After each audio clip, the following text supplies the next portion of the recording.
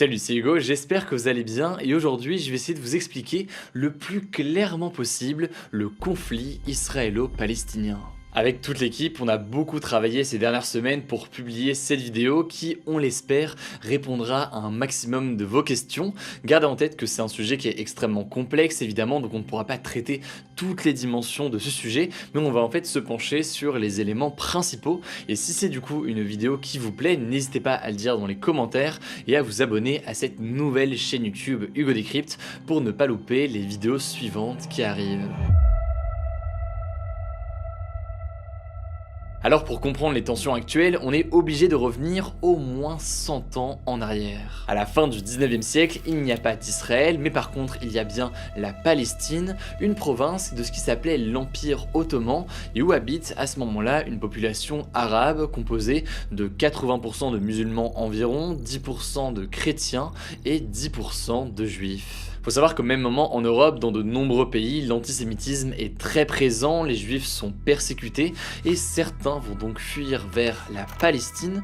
Pourquoi en Palestine et pourquoi pas autre part? Eh bien c'est un territoire qui est très symbolique pour les juifs car il correspond, selon la tradition juive, à la terre promise par Dieu à Abraham, le père du judaïsme, et à ses descendants. C'est donc à cette période que va commencer à naître un mouvement. Ce mouvement, c'est ce que l'on appelle le sionisme. Concrètement, le sionisme, c'est quoi? C'est un mouvement politique qui a pour objectif de donner aux Juifs un territoire national dans la région où se trouve la Palestine. On avance un peu dans l'histoire, on est désormais en 1914. C'est en 1914 qu'éclate donc la Première Guerre mondiale. La Grande-Bretagne rentre en guerre contre l'Empire ottoman qui contrôle donc à ce moment-là la Palestine. Et en plein conflit, eh bien, le gouvernement britannique promet aux Juifs de son pays un foyer pour eux directement en Palestine. En 1918, la Première Guerre mondiale prend fin, l'Empire ottoman s'effondre et 2 ans plus tard, c'est donc le Royaume-Uni qui prend le contrôle de ces territoires palestiniens. 180 000 Juifs s'installent alors en Palestine entre 1929 et 1939 et à ce moment-là, un certain nombre d'Arabes de la région, qu'ils soient musulmans ou chrétiens, voient cette arrivée plutôt d'un mauvais œil. Il y a donc une résistance qui va s'organiser et des révoltes qui vont se succéder. En 1939, la Seconde Guerre mondiale éclate, 6 millions de juifs sont tués par les nazis, l'immigration juive vers la Palestine s'accentue et avec ça, eh bien, les tensions entre juifs d'un côté et arabes de l'autre côté ne s'arrêtent pas dans les années qui viennent. En 1947, pour tenter de calmer la situation qui est logiquement très tendue et complexe, eh bien l'Organisation des Nations Unies va adopter à ce moment-là un plan, et ce plan en 1947, il prévoit la création sur le territoire palestinien d'un État juif, Israël, et d'un État arabe, la Palestine. The resolution of the DAC Committee for Palestine was adopted by 33 votes, 13 against, 10 abstentions. Ce plan de l'Organisation des Nations Unies de création comme ça de 2 États est accepté par la communauté juive de Palestine, mais il est rejeté par la communauté arabe de la région. À cette époque, en fait, en Palestine vivent 1 300 000 arabes et 600 000 juifs. Or, dans ce plan, eh bien, l'État d'Israël doit récupérer 55% du territoire avec donc une population pourtant plus faible. Dans la communauté arabe musulmane à ce moment-là, c'est donc le sentiment d'une profonde injustice qui est présente, une injustice puisqu'ils estiment qu'on leur vole leur terre. À ce moment-là donc les désaccords sont nombreux, rien n'est acté et pourtant quelques mois plus tard, le 14 mai 1948, Ben Gourion, un des leaders du mouvement sioniste, proclame la création de l'État d'Israël sans l'accord donc des autres pays arabes de la région.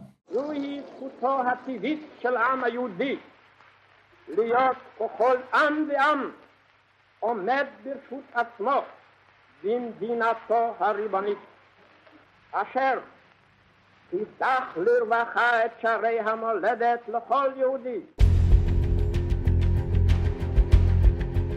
Au lendemain de la création de l'État d'Israël en 1948, l'Égypte, la Jordanie, l'Irak, le Liban ou encore la Syrie déclarent la guerre à Israël car ils n'approuvent pas tout simplement la création de leur État. Cette guerre, c'est ce que l'on appelle la première guerre israélo-arabe. Elle a duré de 1948 à 1949 et l'objectif de ces pays, c'est de reprendre la main sur les territoires attribués à Israël pour faire en sorte de créer une Palestine arabe. Au bout d'un an, eh bien, Israël va gagner la guerre et annexer la moitié ouest de Jérusalem, une ville qui est donc pourtant, je le disais à l'instant, sous contrôle international, mais donc ce territoire va être annexé par Israël, ainsi que d'ailleurs une grande majorité des territoires qui avaient été attribués aux Palestiniens par l'Organisation des Nations Unies en 1948. Le résultat, c'est quoi? Eh bien, face à cette nouvelle perte très importante de territoire, plus de 700 000 Palestiniens vont quitter leur foyer et s'exiler dans les pays arabes voisins. Il y a notamment la Jordanie, la Syrie ou encore le Liban. Et cet exode massif, il a un nom, la Nakba, ce qui veut dire donc catastrophe en arabe. Bref, beaucoup de changements, beaucoup d'évolutions au fil de ces années, mais pour résumer, à la fin de la guerre, en 1949, il ne reste désormais que 2 territoires qui ne sont pas contrôlés par Israël. Ces 2 territoires, c'est la bande de Gaza, qui est sous contrôle de l'Égypte, et la Cisjordanie, qui est contrôlée par la Jordanie.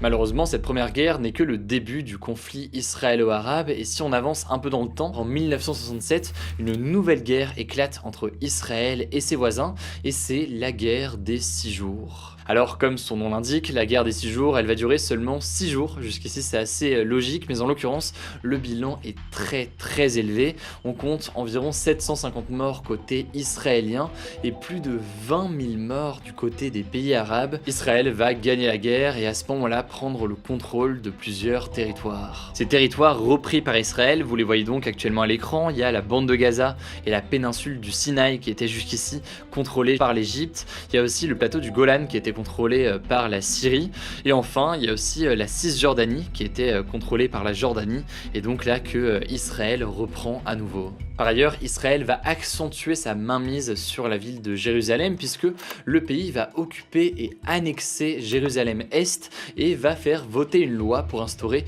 une réunification des 2 côtés de Jérusalem, Jérusalem-Est et Jérusalem-Ouest, pour en faire la capitale de l'État d'Israël.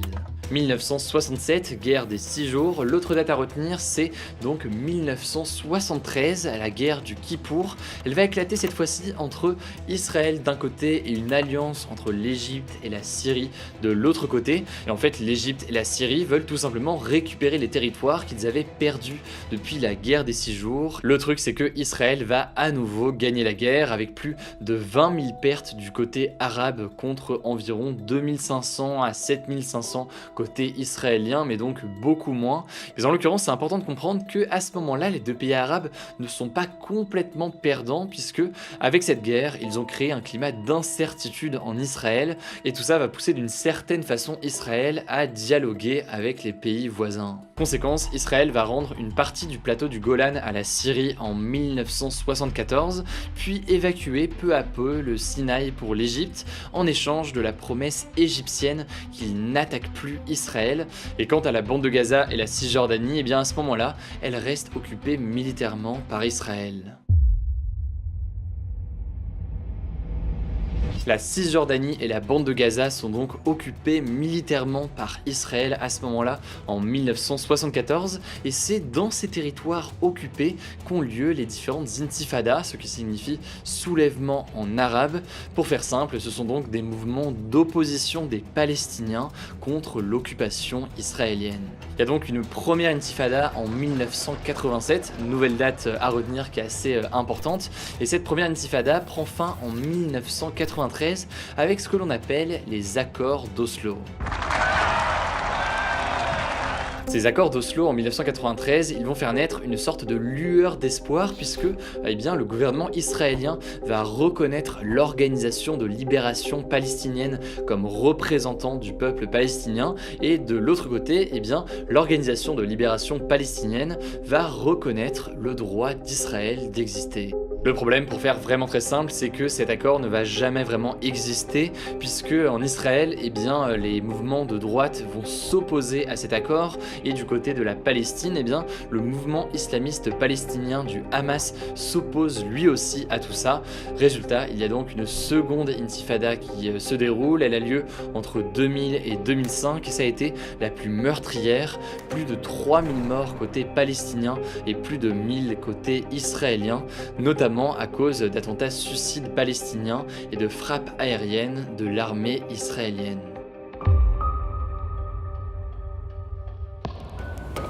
Alors on entend beaucoup parler dans l'actualité de la bande de Gaza. Pourquoi? Eh bien c'est très simple, en 2005, l'armée israélienne va finalement quitter cette bande de Gaza et 2 ans plus tard, le Hamas, considéré comme une organisation terroriste par beaucoup de pays, dont l'Union européenne, va prendre le pouvoir sur ce territoire palestinien.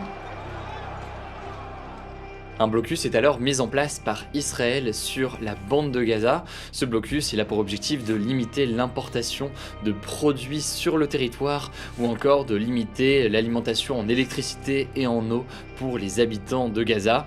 Et les conséquences d'un point de vue humanitaire sont très importantes. On compte notamment un chômage qui est très important aujourd'hui sur ce territoire. Dans les années qui vont suivre, il va y avoir donc des oppositions régulières au centre de Gaza, avec d'un côté le Hamas et de l'autre côté l'armée israélienne. Il y a une première guerre en 2008-2009, une seconde en 2012 ou une troisième encore en 2014. Et sur ces 3 guerres de Gaza, on compte environ 85 morts côté israélien et plus de 3500 morts côté palestinien.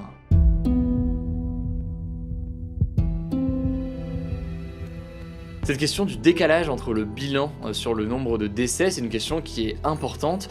Pourquoi est-ce qu'il y a plus de morts côté palestinien que côté israélien lors de ces conflits? Des milliers de roquettes sont tirées depuis Gaza vers Israël, des roquettes donc qui viennent du Hamas, mais Israël va en fait intercepter un très grand nombre de ces roquettes grâce au dôme de fer, un système d'interception des roquettes qui a été mis en place en 2011.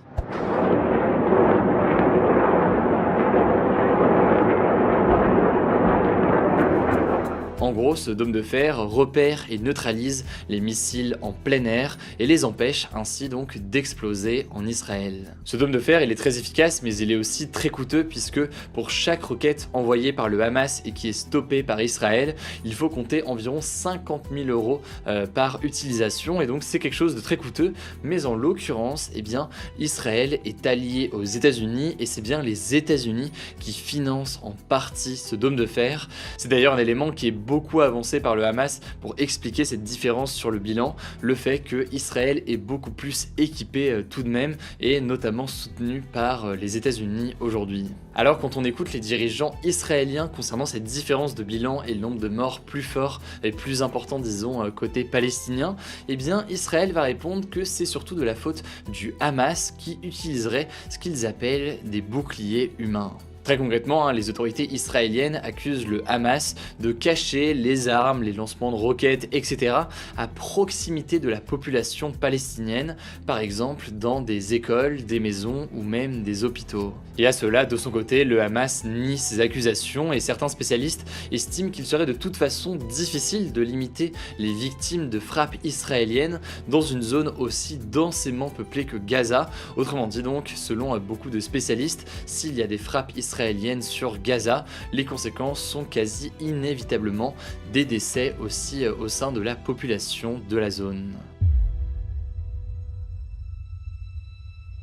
Alors maintenant qu'on a vu le contexte très large et vu un peu l'évolution progressive de la situation, c'est quand même essentiel de comprendre qu'est-ce qui s'est passé récemment. Eh bien la nouvelle flambée de violence que l'on a observée en mai a commencé tout simplement avec l'ordre d'expulsion de plusieurs familles palestiniennes de leurs maisons, des familles palestiniennes dont les maisons étaient situées dans le quartier de Jérusalem-Est. Je le disais tout à l'heure, l'est de la ville de Jérusalem est occupé et annexé par Israël, sauf que des familles palestiniennes y vivent s'élève toujours et ces familles sont donc menacées d'expulsion par des Israéliens qualifiés de colons qui prétendent qu'il s'agit de leur territoire et qui veulent s'installer à leur place. En fait, pour faire très simple, l'Organisation des Nations Unies s'oppose à ces menaces d'expulsion venant d'Israël contre ces familles palestiniennes. Ce sont d'ailleurs des menaces qui pourraient, d'après l'ONU, être considérées comme des crimes de guerre contre les Palestiniens. C'est donc après cet événement comme point de départ que se sont intensifiées les tensions ces derniers jours.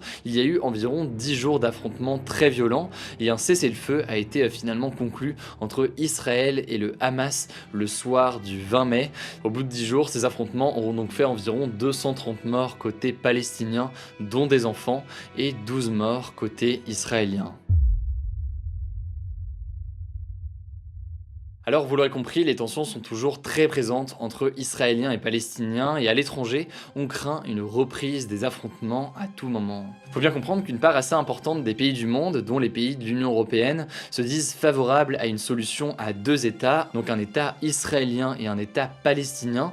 Mais en fait, derrière ces mots, certains jugent que les gouvernements manquent de courage et de volonté pour réellement parvenir à la paix et parvenir à la création d'un État palestinien, en plus donc d'un État israélien. En tout cas, si cette vidéo vous a permis d'y voir un peu plus clair, eh bien n'hésitez pas à vous abonner pour ne pas rater nos vidéos suivantes. Évidemment, c'est impossible de résumer un conflit pareil en seulement 20 minutes, notamment en mettant le plus de nuances possible, mais ça me paraissait quand même assez essentiel de répondre à un certain nombre de questions et d'éclaircir certains points qui peuvent paraître assez flous aujourd'hui. Bref, du coup, sujet complexe qui mérite qu'on s'y penche encore davantage. Du coup, si ça vous intéresse, je vous mets en description des ouvrages, des documentaires, etc. qui pourraient vous intéresser. N'hésitez pas aussi à découvrir les autres vidéos postées sur cette nouvelle chaîne YouTube Hugo Décrypte, notamment la rencontre avec l'ex-directeur de la CIA, rien que ça. Et puis voilà, je crois que j'ai tout dit, prenez soin de vous, prenez soin de vos proches, et on se dit à très vite pour une nouvelle vidéo sur cette chaîne.